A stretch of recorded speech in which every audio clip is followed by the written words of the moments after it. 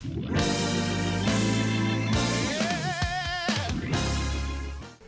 a gente vai começar essa série com um tema assim bem fácil, né? Bem simples, singelo de conversar, que é a partir de dízimos e ofertas, né? Nesse último domingo, a gente viveu aqui um tempo muito maravilhoso, não é? Domingo passado, lá no templo da nossa igreja, ou da CCBN no Jabaquara, enfim, como vocês acharem melhor. É um tempo que a gente anseia para ver acontecer muitas vezes. Gente que confessa Jesus Cristo como Senhor e entra nas águas. Como é bom ficar com a igreja molhada, né, Júnior, Paulinho? Como é bom a gente ficar molhado de abraçar gente que acabou de se batizar. E é isso que a gente quer ver cada vez mais. Eu salientei isso, inclusive, né? A gente tinha 4 batizando para se batizar. E a gente teve 8. Né? Está aqui a Eliane, a Nath hoje não está, mas estão as meninas. Louvado seja o nome do Senhor, gente. Isso não é pouca coisa. E, com certeza, né, o batismo é uma expressão que parte de um movimento intencional, ou seja, de uma escolha, de uma entrega. E essa palavra é a primeira palavra-chave para a nossa conversa aqui, entrega. No caso, nossa entrega aos braços do Pai. Nossa entrega à verdade da cruz. Nossa entrega a entender quem é Jesus de Nazaré. E entender o que significa aceitá-lo como Senhor. Porque é exatamente isso. Aceitar Jesus, reconhecer quem Ele é, tem que, na sequência, gerar um outro movimento que se chama entrega. Entrega.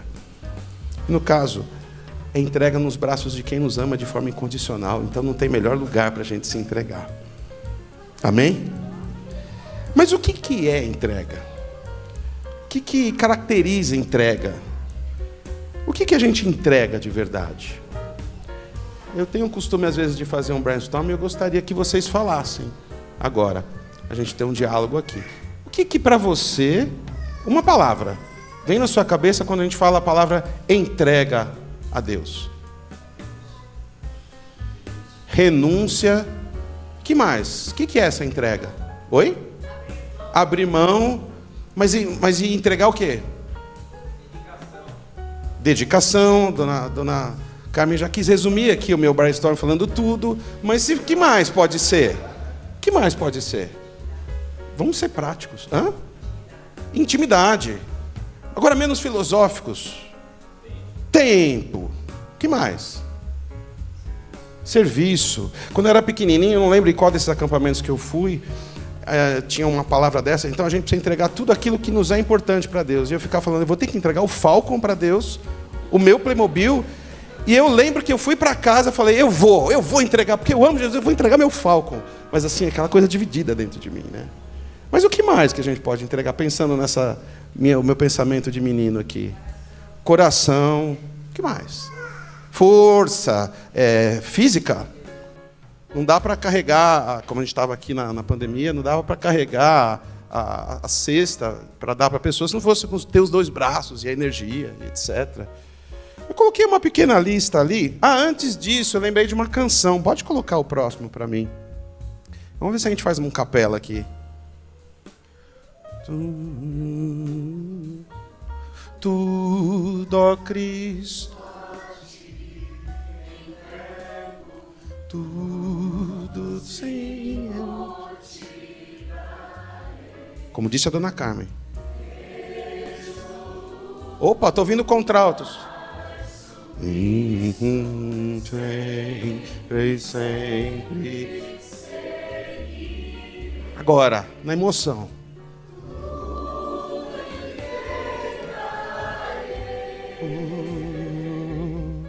Tudo entregarei, sim, por ti, Jesus, bendito tu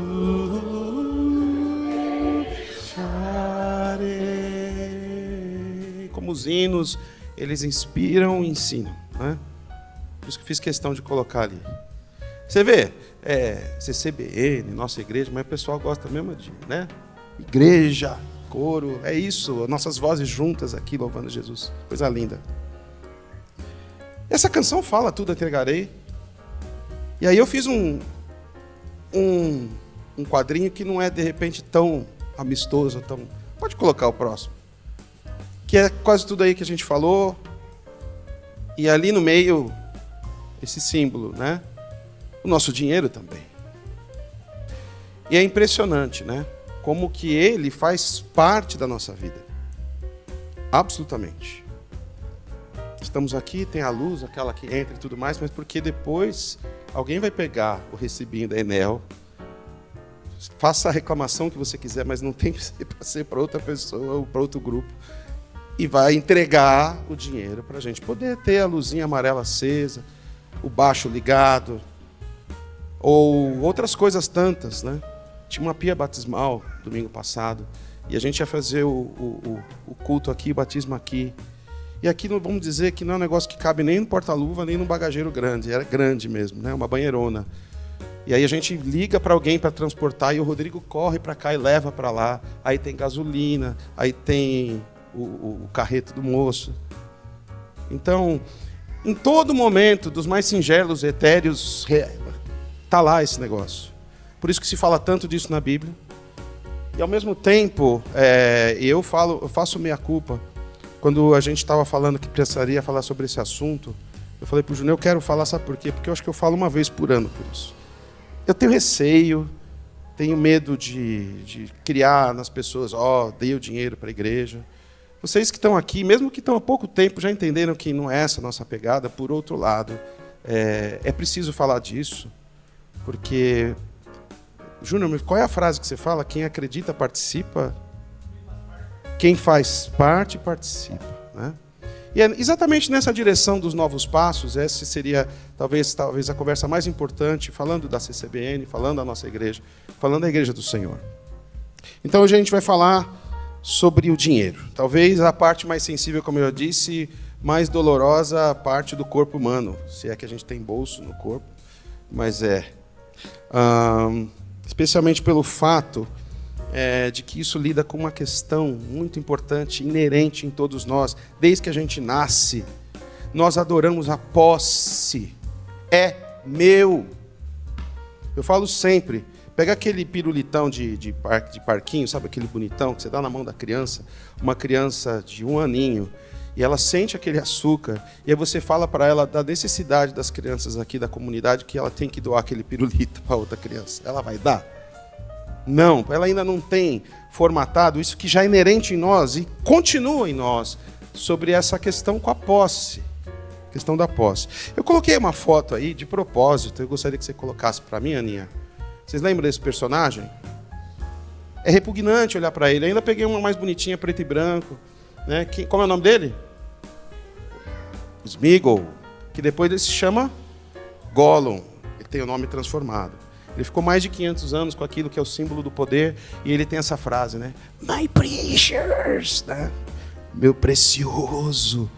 E ele dava poderes, assim, enormes para a pessoa, mas ele estava tão concentrado no fator posse que ele foi se modificando. Pode colocar a próxima foto?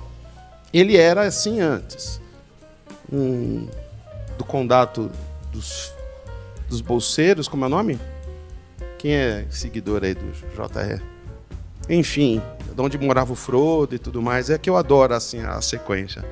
E porque fala bastante coisa pertinente ao nosso universo, né? Ele era um cara simples, de origem simples, mas que ele descobre o poder, e aí ele fica com esse anel por muitos e muitos e muitos anos. Inclusive a vida dele vai sendo estendida porque ele tem a posse, ele tem o poder, né? E essa é uma questão muito interessante para a gente pensar no que representa a posse e o poder para nós. Pode voltar para aquela inicial, Aninha? Uma coisa importante, irmãos, essa é uma abordagem que não é exaustiva sobre o tema, seria loucura minha tentar fazer isso, ou mesmo, né, uma tese teológica que vai trazer tudo que a gente pode falar a respeito, mas uma reflexão honesta, sob a luz da palavra de Deus, que tem me auxiliado nesses anos, que auxilia a gente a caminhar, e eu gostaria que auxiliasse a gente nesse momento também, né? Nessa questão de andarmos sob a fé, sob a família da fé, na adoração, no serviço da Igreja do Senhor. Eu vou partir de um ponto de referência talvez o mais complicado. no meio da semana, eu conversei com algumas pessoas, dentre elas os nossos pastores, e pedi para eles assim, como é que você vê essa questão? E eu fiquei muito feliz, porque eu já tinha o texto escrito, e praticamente estava tudo que vocês falaram, e isso só foi passando a régua e frisando cada vez mais outras ideias, entendendo que o Espírito Santo está dizendo para nós nessa noite. Eu acredito nisso, amém? Então o texto de Malaquias, eu vou ler ele aqui. Malaquias 3, de 8 a 12.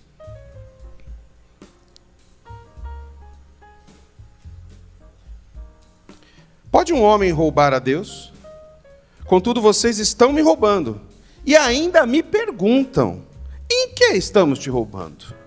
Nos dízimos e nas ofertas. Vocês estão debaixo de grande maldição, porque estão me roubando. A nação toda está me roubando. Tragam o dízimo todo ao depósito do templo, para que haja mantimento na minha casa.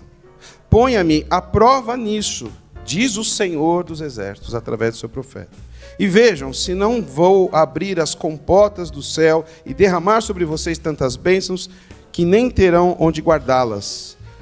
Por vocês repreenderei a praga devoradora, para que não destrua os frutos da terra, nem as videiras se tornem estéreis nos campos, diz o Senhor dos Exércitos. Então todas as nações os chamarão bem-aventurados, porque a terra de vocês será agradável, diz o Senhor dos Exércitos. E esse final já mostra uma coisa importante aqui, para ficar clara teologicamente. Para quem ele está falando? Para quem o profeta fala? Para Israel. Essa é uma palavra que se aplica a toda a igreja. Essa é uma palavra explícita para Israel. Essa é uma verdade que aqui precisa ser dita. Importante. Mas isso não vai tirar quais são os conceitos. Por que eu estou falando isso? Porque essas metáforas, elas demoram um pouco para a gente poder fazer nessas interpretações. O que seria o devorador? O que seria isso aqui? Existem muitos caminhos teológicos, eu não vou entrar neles hoje. Mas eu vou entrar nos conceitos, ok? Porque, de fato, no Antigo Testamento existem direções e referências explícitas para um momento histórico, para como era a vida dessas pessoas. Hoje nós somos um povo. Hoje nós somos um povo. E nesse momento que a gente está vivendo aqui, isso é extraordinário. Porque existe um povo, Israel faz parte desse um povo. A palavra de Deus nos coloca linearmente no mesmo grupo. Esse conceito, e a gente vai ver na sequência, ele é essencial, primordial para que a gente entenda. Porque esse conceito, esse não se mexe. Ok? Dito isso, quero falar um pouco sobre o contexto de Malaquias. Pode colocar a próxima imagem? Malaquias, a palavra quer dizer mensageiro, ele é um profeta.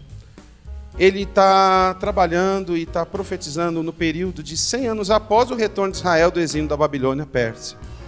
Então, já existe o retorno do último exílio, já está construído o muro, já está construído o segundo templo, já existe vida corrente em Israel novamente, e existe os mesmos problemas de sempre, a gente vai entrar nisso agora. Pode colocar o próximo para mim. E por que Malaquias, então, é levantado como profeta para esse momento importante que eles estavam vivendo? Porque Israel desprezou as leis do Senhor. Porque Israel não cumpriu sua parte na aliança. Porque tanto os sacerdotes como o povo haviam se desviado da lei do Senhor. Exatamente por desenvolver uma religião como um ato mecânico de fé. Uma repetição religiosa, uma vã repetição, como Jesus vai dizer no Sermão da Montanha. Desprezando a real devoção e fé em detrimento de uma prática puramente religiosa, fria. Ou seja, uma fé de fachada. Tipo a frase de antigamente, por fora, bela viola, por dentro, pão bolorento. Onde o pecado era uma prática tão comum como a prática religiosa. Isso chegou num patamar tão extremo, mas tão extremo, que eles já não conseguiam enxergar. Vocês viram o texto que a gente leu? Como assim aonde estamos lhe roubando? E eles fazem várias indagações com o profeta. É muito interessante. Havia uma mecanização da fé mediante a secularização dos corações. E nesse ponto, eu acho que a gente pode estar vivendo uma coisa muito parecida. Onde a gente repete dias religiosos. A gente repete canções. Repete ritos. Mas o quanto que existe de verdade? O quanto está secularizado o nosso coração, ou seja, quer dizer isso? O quanto nosso coração está roubado. Está roubado para o que é o grande valor desse mundo. Quanto que a frieza dos corações está acontecendo? Recentemente, quando ainda a gente não tinha feito a junção, eu estive na nossa igreja e falei exatamente sobre esse tema, sobre o coração de muitos que está se esfriando. E a frieza é tamanha que eles perguntam sempre: por que o Senhor despreza a gente? Por que o Senhor não olha mais para nós? Por que o Senhor não tem mais prestado atenção? Temos feito os nossos cultos de forma regular? Então, no livro de Malaquias, o profeta, ou seja, pela boca do profeta, Deus fala através da boca do profeta 23 formas pelas quais o povo vivia de forma absolutamente irresponsável, ignorando a lei, a ponto de perder essa noção, como eu estou falando para vocês. O povo literalmente estava andando cego diante do pecado e diante do exercício da prática religiosa. Vocês estão comigo? Estão entendendo isso? Que eles estavam achando que estava tudo certo, porque eles estavam fazendo aquilo que tinha que fazer. Eles estavam com a regra na mão, fazendo a regra acontecer e vivendo as loucuras que eles queriam viver, e estava tudo bem. Por quê? Porque eles entendiam que fazendo tudo certo, está tudo certo. E isso nunca foi, nem no Antigo Testamento, nem no Novo Testamento, o que vai trazer a diligência da nossa fé, a direção dos nossos corações, o aquecimento do nosso coração pelo amor a Jesus Cristo. E eu vou falar alguns só que se destacam. Por exemplo, eles estavam levando os animais para serem oferecidos totalmente ao contrário do que pedia. Então era animal com muito defeito. Vamos levar hoje uma galinha de Angola, vamos fazer o que tem que fazer e sair para o que a gente tem que fazer. Parece um detalhe, mas esse desprezo pelo que é correto, entende? Faz a vista curta e toca o barco. Por isso que é essencial que os sacerdotes participavam disso também. Eles faziam a vista grossa também. Está tudo caminhando bem assim. Nos casamentos existe uma banalização total. Existia aquele cuidado naquela época, por isso que eu falo que é importante. Naquela época, era proibido o casamento com outras tribos e outros povos. Por quê? Uma vez que você casava com alguém que era de outro povo, você também casava com o Deus dele. Você tinha que se dobrar a ele. Você abria mão do Deus de Israel. Por isso era proibido. Mas já estava na 5ª geração de casamento misturado. O respeito ao cônjuge. Tudo isso foi acontecendo. Também queria destacar essas questões e principalmente a questão do dízimo. Pode colocar para mim a próxima, as duas. O que aconteceu? A desobediência quebra a aliança com Deus, com Israel. Esse é um princípio de sempre. A desobediência quebra a aliança de Deus com Israel. O próximo slide. A desobediência e descaso com a lei do Senhor nos afasta do Senhor. Eu estou sem a minha aqui. Hoje eu trabalhei de manhã e acho que eu deixei no consultório. Vira e mexe acontece. Mas a aliança que a gente faz quando casa, ela não estabelece direitos e deveres, podemos dizer assim. Uma aliança sempre não tem a prerrogativa de dois lados. Eu sou fiel, você também. Eu sou leal, você também. Eu vou ajudar a cuidar da casa, mas você vai ajudar também. Eu vou impor aqui minha energia, minha força, meu dinheiro, mas você também, sempre que necessário. E faz isso porque a lei mandou? Não, faz porque eu gosto tanto dessa pessoa e eu quero fazer legal, eu quero fazer direito. E a gente se vê, muitas vezes, em várias dessas coisas que eu citei aqui, pisando na bola ou não fazendo como deveria. O que acontece é que na lei, na aliança de Deus com o seu povo, ele é perfeito. E o que estava acontecendo aqui, depois de tantas indas e vindas, e a gente vai citar elas aqui rapidamente, era descaso. E o descaso quebra a aliança. Trazendo para a nossa metáfora, não vou falar se é porque você não ajudou a pagar a conta da Enel, porque de repente todo mundo está com raiva da Enel, eu nem vou pagar mais a conta. Você vai ficar sem luz, mas enfim. Mas outras questões, né? O desrespeito, né? A insistência com algumas coisas, a falta de respeito, a falta de amor, a falta de cuidado. Isso faz uma aliança ser quebrada. A gente vê isso acontecer, não é? Entre amigos também, entre pais e filhos. Note, a desobediência quebra a aliança com Deus e Israel. A aliança é algo, como eu disse, que pressupõe essa via de mão dupla.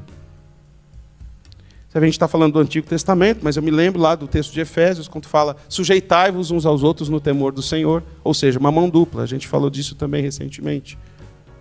Esse é um princípio eterno que se estabelece em Deus. Então eu escolho caminhar com alguém e aí eu vou ter que fazer essa aliança vingar. Deus afirma, Deus, desde os dias de vossos pais, vos desviastes, um dos textos de Malaquias, nesse diálogo entre o interlocutor, que é Malaquias, e o povo, ele afirma, desde os dias de vossos pais vos desviaste. E isso pode ter certeza que vem do Egito. Vocês lembram da história? Eles eram escravos por 400 anos. Eles eram escravos e não tinha nada de bom. Apesar do pimentão, da cebola, ou sei lá mais o quê, não tem nada de bom em você não ter liberdade para ir e vir. Isso é a pior coisa que pode acontecer para o ser humano. E você ter uma nação por séculos como escravo. Deus resolve essa história, livra eles das 10 pragas, da morte dos primogênitos, guia eles pelo deserto, de coisas sobrenaturais e poderosas. São livres do exército do faraó, atravessam o mar. E o que acontece depois de tudo isso? Que porcaria! Que droga a gente aqui! Por que não deixou a gente lá? Esse parece ser um princípio humano. Desde os dias dos vossos pais vocês se desviaram. E a história ainda vai, porque a gente pode falar de juízes, pode falar de reis. E a gente vê sempre o Senhor se arrependendo de não destruir o povo. A gente vê sempre o Senhor unindo, Deus levantando heróis, Deus levantando libertadores, bons juízes, e sempre a história se repetindo. Sempre a história se repetindo. Lembre-se, Malaquias é o último profeta do Antigo Testamento. E o quadro é o mesmo. Porque me parece que isso é uma prática do coração humano. Tem uma coisa bem importante aqui, que já vai se direcionando mais, porque é o nosso tema central. O que acontece quando a gente fala dessa reclamação? A gente fala de mimimi, ou de mumumu, que era a expressão anterior, que é murmuração. A murmuração é o Mutley. Lembra do Mutley? Da corrida maluca? Vocês aí que são assim, da época do Júnior, do Ulisses.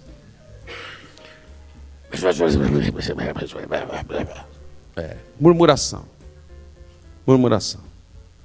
Hoje cedo eu fui trabalhar e peguei a senhora que faz a limpeza de sopetão. Mas ia ficar só na minha sala e na sala de espera. Tem muitas outras áreas que ela podia limpar.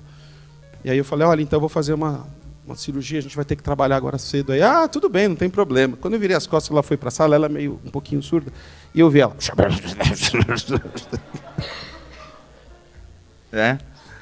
É isso. A gente é contrariado. Ela tinha acabado de limpar tudo, né?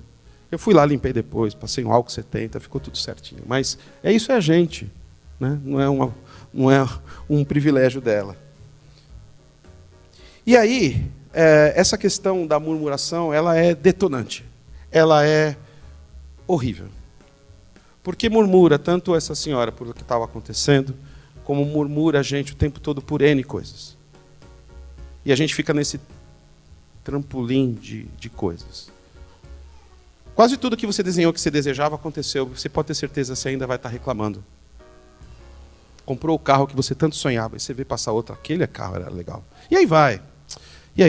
São tantas coisas. Sobre tantas coisas, a gente tem uma tendência natural. Sai da gente, né? Vai saindo. Veja uma coisa que Deus fala também no texto de Malaquias. Eu sou o Senhor e não mudo, e é porque vocês, os descendentes de Jacó, não foram destruídos. Ele começa esse texto falando que é por conta do amor e da misericórdia dele, que ele não nos destrói, ou ele não nos afasta dele. Até pelo contrário, né? A gente nem imaginaria, nem eles imaginariam tamanho ao amor de Deus, porque ele doou mesmo o filho dele, ele veio mesmo, ele morreu por nós mesmos. Transformou essa linguagem do Antigo Testamento em puro amor, puro acolhimento, puro perdão, pura justiça. Voltem para mim, diz o Senhor dos Exércitos, eu voltarei para vocês.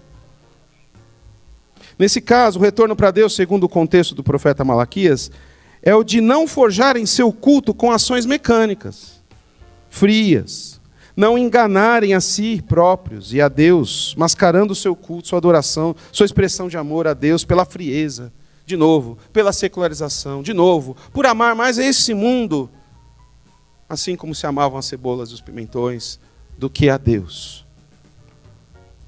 Veja, pode um homem roubar a Deus? Contudo, vocês estão me roubando ainda. Perguntam em que estão te roubando? Em que estamos te roubando? Nos dízimos de oferta. Pode colocar o próximo? Mais uma, por favor.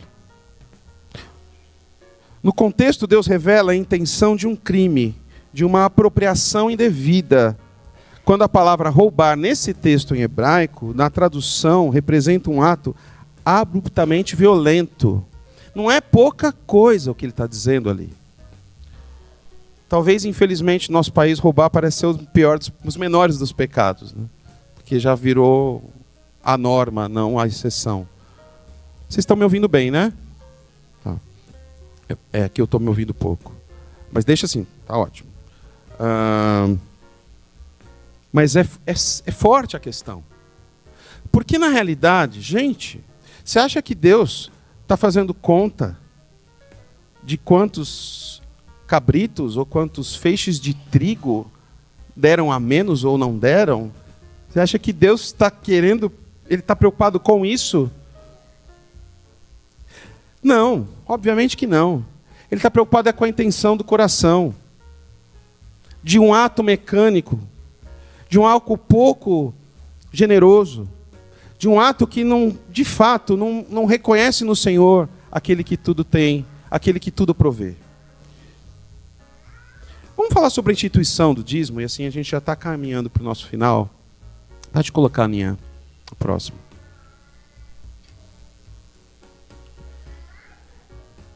A instituição do dízimo está nesse texto de Levítico 27, 30 a 34, quando fala que a 10ª parte de tudo que se colhia, criava e se ganhava em espécie.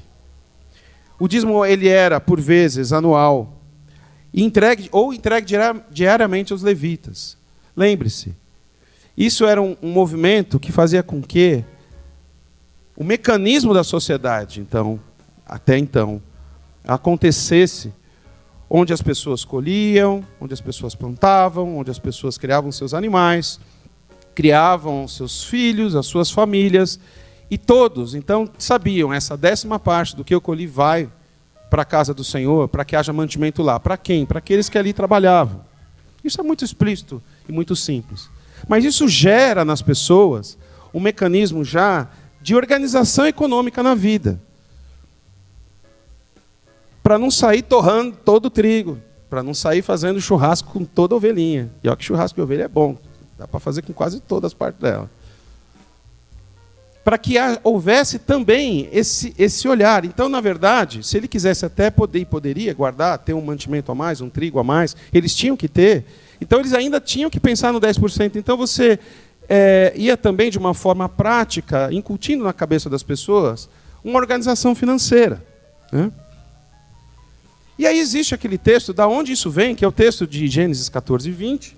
E eu não vou entrar nos pormenores, mas o que acontece é que Abraão recebe um grande dote por conta de uma batalha que ele recebeu, e ele vai até Melquisedeque. Quem é Melquisedeque? Um grande sumo sacerdote. Quem era o grande sumo sacerdote nessa época? A representação direta de Deus. E lá ele dava a 10ª parte, que era um costume semita de muito tempo, de reconhecimento à autoridade de Deus. De Deus. A gente fala tanto o nome Melquisedeque que esquece que ele está ali só fazendo a representação de Deus. De quê? Foi ele que me deu, não foram os reis. É o Senhor que faz o sol nascer. É o Senhor que traz a chuva. É o Senhor que faz a erva crescer. É o Senhor que me ajuda a criar os animais. É o Senhor que provê tudo para mim. Isso que eu ganhei vem do Senhor. Então isso, na verdade, não é porque ele tem que fazer porque é uma ordem, mas porque é um movimento de humildade em reconhecimento quem é Deus. Deu para entender? É isso. Eu entendo que isso daqui não me pertence. Olha que isso aqui talvez seja a pior das coisas, né? Não me pertence. E esse é um conceito do Antigo Testamento desde sempre. Não tem nenhuma grande diferença nesses 400 anos. Apesar que tem uma grande de todas, que é Jesus de Nazaré. Mas em alguns conceitos isso está reservado, está resguardado. É Ele, o Deus provedor. É Ele que tudo dá. Amém, irmãos? Glória a Deus por isso. Se na sua casa não for hábito, ou se você não tiver o hábito, eu já aprendi lá atrás com meus pais, com minha professora da escola dominical, que a gente devia fazer Papai do Céu antes de comer. E aí as crianças, a gente vê várias de vocês, Papai do Céu, obrigado pelo franguinho, obrigado pelo arrozinho. Tananá. Não para de fazer isso, porque é ele que pôs a comida no prato mesmo. Não foi a Friboi só, nem os produtores de Santa Catarina do arroz. Foi Deus, porque o dia que não tiver sol não tem mais arroz. Foi Deus, é Ele que nos supre em todas as nossas necessidades. O dízimo era um movimento de dádiva do Senhor sobre a graça dele sobre nós, no cuidado que Ele tem sobre nós. Em humildade, em reverência. Em reverência. Melquisedeque não precisava de tudo que ele ganhou. É colocado então ali o exercício que defende essa questão. Próxima. Algumas perguntas frequentes sobre o tema. Vou colocar só duas, porque tem várias. O dízimo é algo que deve ser feito em nossos dias? Sim. Exatamente pelo que eu acabei de falar, ele é um exercício atemporal. Ele é desse reconhecimento da soberania de Deus. Por ele ser o Deus da vida. Olha, gente, é mais do que o arroz e a Friboi e a carne. É eu e você. Não estaríamos aqui se não fosse o haja. É isso. A gente existe porque ele falou haja. Ele é o Deus da manutenção da vida, da grandeza do Deus provedor, feito em humildade, como um ato de adoração nesse aspecto. Por que a gente sempre fala isso aqui? Faça como um ato de adoração. É o reconhecimento de que ele é eu não. Ele é o sou, eu só subsisto. Ele sempre existiu. A gente existiu a partir dele. Entende? Um ato de adoração que estabelece o lugar dele e o nosso lugar. E como eu já disse aqui, é um exercício que orienta a organização financeira das nossas vidas. Por isso que ele é importante que continue acontecendo. Porque estabelece prioridades na nossa vida. E é difícil para a gente como brasileiro, não é? Bem complicado. Mas não tire das suas prioridades o movimento financeiro como um movimento de adoração na tua vida. Do pouco que você tem, do muito que você tem. Foi Deus que deu, que isso fique claro aqui. Uma outra pergunta que aparece sempre é: o dízimo deve ser exatamente 10%? Essa aí é mais polêmica um pouco, né? Tem vários caminhos que a gente pode tomar. O que a gente vê é que na prática da igreja primitiva, a gente não vê em nenhum momento qualquer palavra que parem de dar 10%. A gente vê, inclusive, a menção aos dízimos. Só que eu tenho uma péssima, uma boa notícia. Eu gostaria que fosse uma boa notícia para todos nós. Que diz assim: como toda lei, e a palavra de Deus, eu sei que vocês concordam comigo nisso, toda lei não pode ser alterada, o dízimo em Cristo Jesus é uma ampliação da lei. Esse conceito aqui, gente, é muito importante para nós e maravilhoso, eu acho. Existe um texto que é uma referência muito boa, que meus amigos universitários também falaram, e eu fiz questão de citá-lo e lê-lo com vocês. Pode colocar o próximo, Aninha. Jesus de Nazaré, Mateus 23, 23. Ai de vocês, mestres da lei, fariseu hipócrita, pois vocês dão dízimo da hortelã, do endro e do cominho, mas têm negligenciado os preceitos mais importantes da lei: a justiça, a misericórdia, a fidelidade.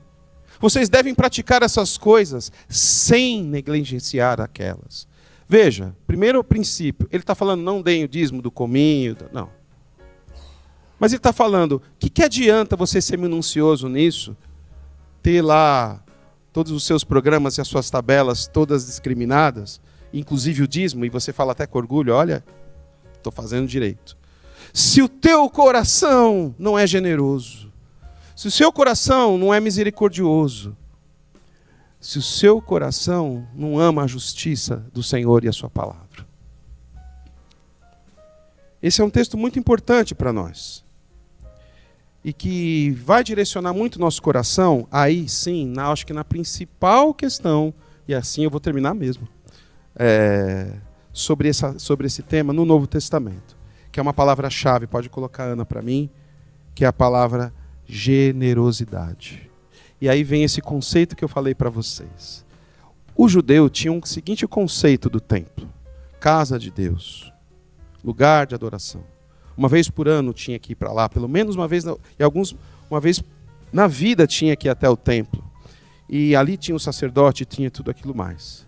Jesus, quando vem à terra, ele amplia isso. Ele não falou que não tem que ter mais templo, mas ele falou que nosso coração é o templo, nossa vida é o templo. Então existe uma ampliação de um conceito antigo, que faz com que a gente entenda que esse lugar é abençoador. Vai dizer que não? Oxe, é bom demais ter um lugar como esse, né?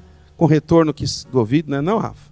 É bênção, tem muita bênção aqui, acumulada, mas que deve ser partilhada, porque só o acúmulo não adianta de nada. Então a gente partilha mesmo, e tem que ser partilhado mesmo.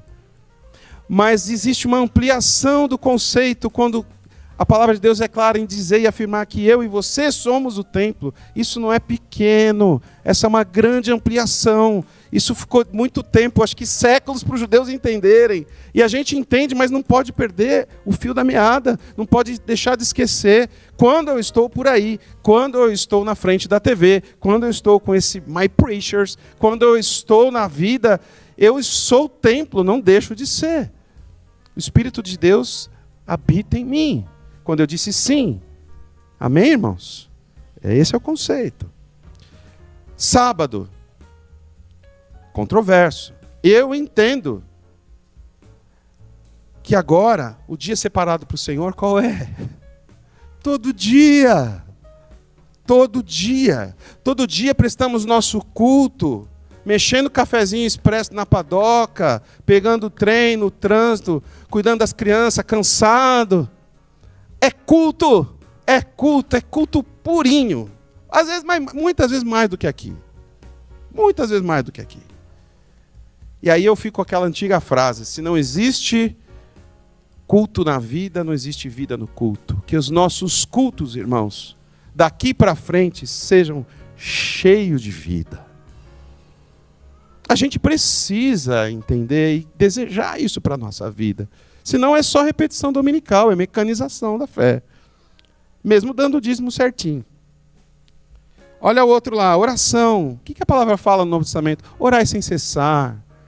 A gente já falou disso. Isso não quer dizer que você vai estar no ponto de ônibus e você falar: amantíssimo Pai Celestial, aqui, rogado aos vossos pés. Não, mas você vai estar ali, pedindo a Deus para te guardar naquele dia, lembrando dos pedidos de oração incessante, dos outros grupos que você tem aí, lembrando dos teus filhos. Hoje meu filho tem uma prova, lembrando do seu amigo, lembrando desse país, desse mundinho velho de guerra, orando sem cessar, clamando ao Senhor, orando. A ampliação, porque as orações eram feitas pelos sacerdotes, as orações tinham momento para acontecer. A oração não acontece só aqui, né? A oração é diária, sempre, incessante.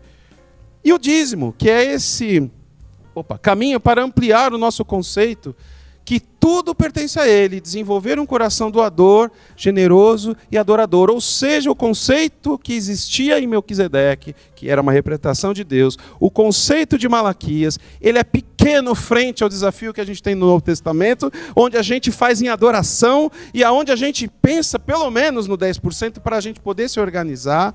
Eu entendo assim como uma referência.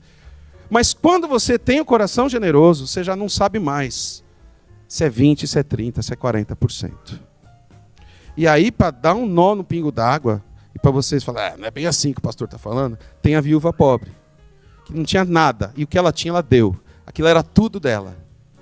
Enquanto muitos tinham muito e davam pouco. Não é mesmo? E aí, meus irmãos, para terminar, vamos lá.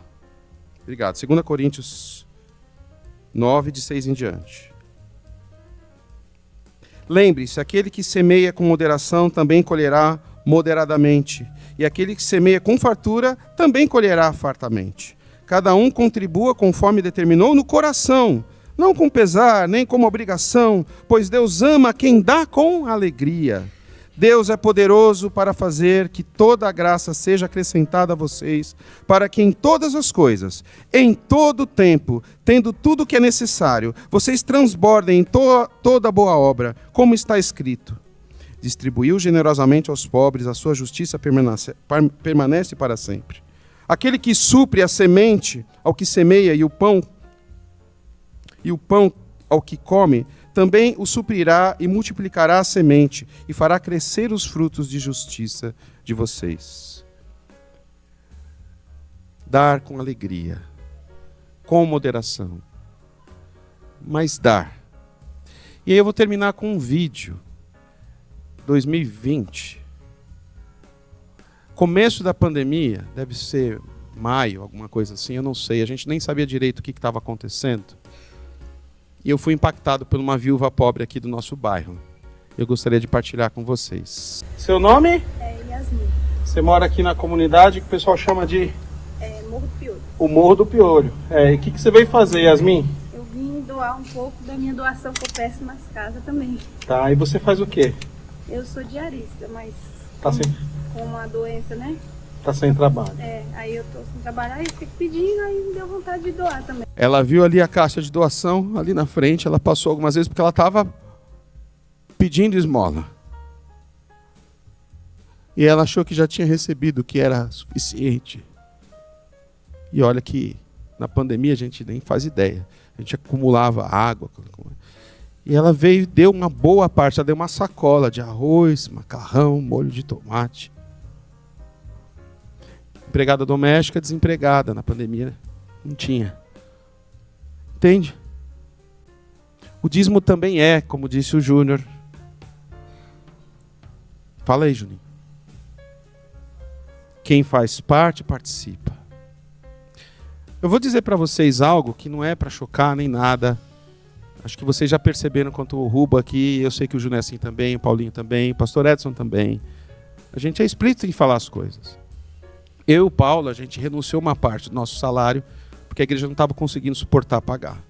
A gente está fazendo um grande movimento para a gente poder diminuir a assistência médica que a igreja nos dá.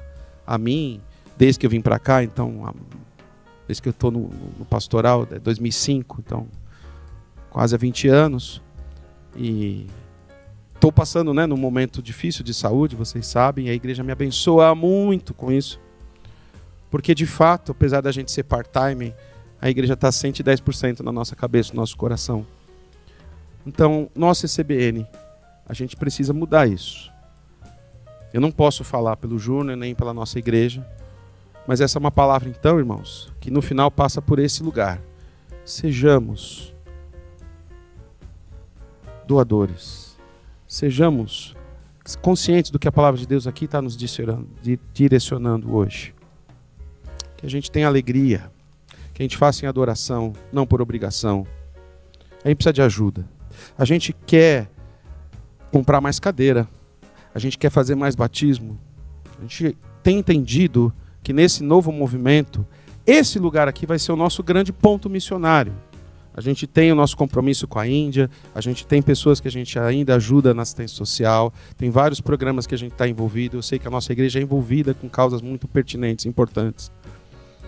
Mas a partir daqui dessa estrutura aqui, dos irmãos que doam seu tempo e energia, seja tocando, seja na técnica e tudo mais, os pastores que aqui trabalham, que se dedicam, a gente quer fazer desse lugar um lugar para você trazer seus visitantes, um lugar para que a glória de Jesus seja vista, mais que seja um momento bacana e gostoso. Vamos ver se lá é bom?